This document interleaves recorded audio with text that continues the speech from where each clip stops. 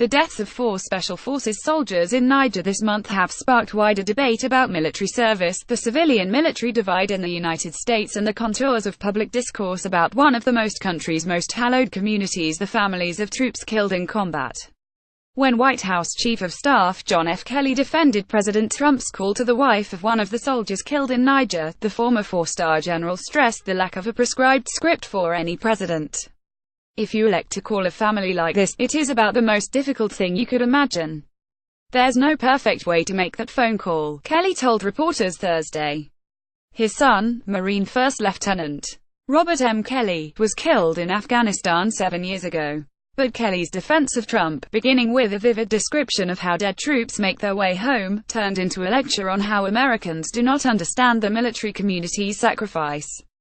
And it alarmed some of those who study relations between the military and society.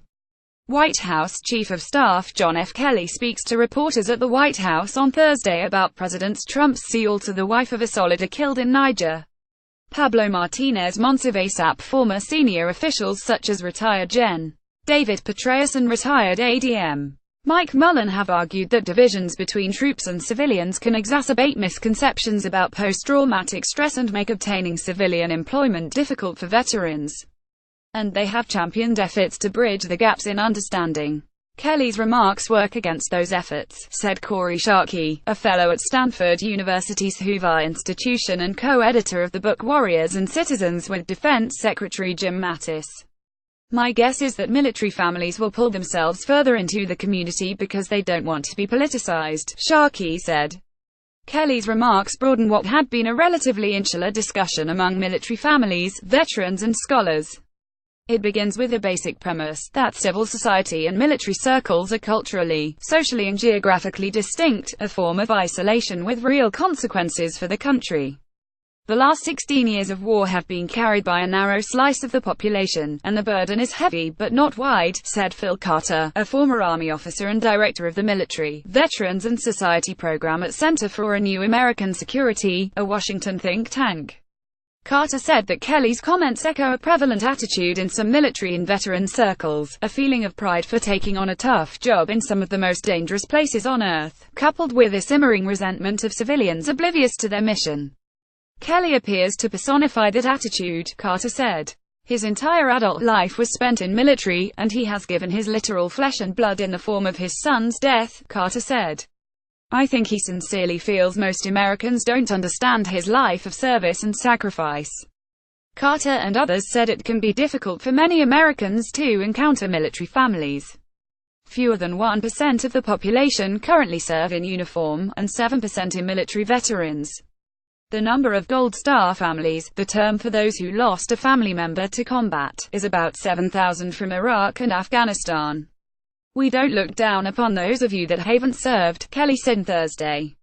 In fact, in a way we're a little bit sorry because you'll never have experienced the wonderful joy you get in your heart when you do the kinds of things our servicemen and women do. Geography heightens the separation. Military families and veterans tend to be linked to military installations that populate the South and Midwest, turning those populations inward and away from the coasts, and recruitment often draws on those who already have military ties, making service in uniform a family business of sorts. Kelly's words Thursday worried Carter and others. His somber ordering of how a dead service member is moved from battlefield to burial was a helpful glimpse for Americans who have not experienced that trauma. But Carter said he paired the idea with a belief that most civilians could not conceive, or intentionally fail, to understand that burden. It was odd. The military does not have a monopoly on loss and hardship, Carter said.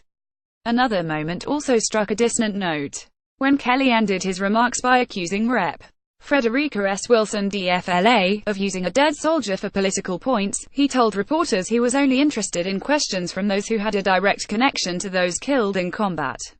Is anyone here a Gold Star parent or sibling? Does anyone here know a Gold Star parent or sibling? Kelly asked before taking a question about Niger.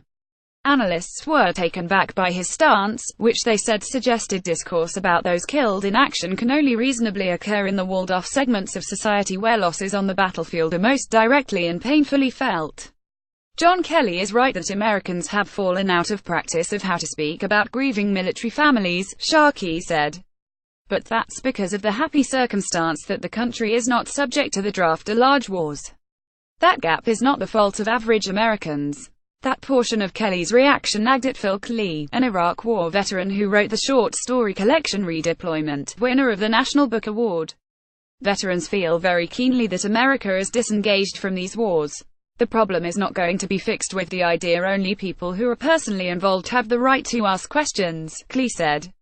It's the exact opposite. The notion of military service as the purest form of public virtue, at the cost of other kinds of service to others, is an alarming development, he said. Military courage is something society needs to have and we need to valorize it, Klee said. But we also need a civic body that makes this a country worth fighting for. In particular, Klee said, the politicized discourse around service, and who understands its burdens, obscures legitimate questions that all citizens need to engage with beginning, in this moment, with why U.S. forces were in Niger in the first place.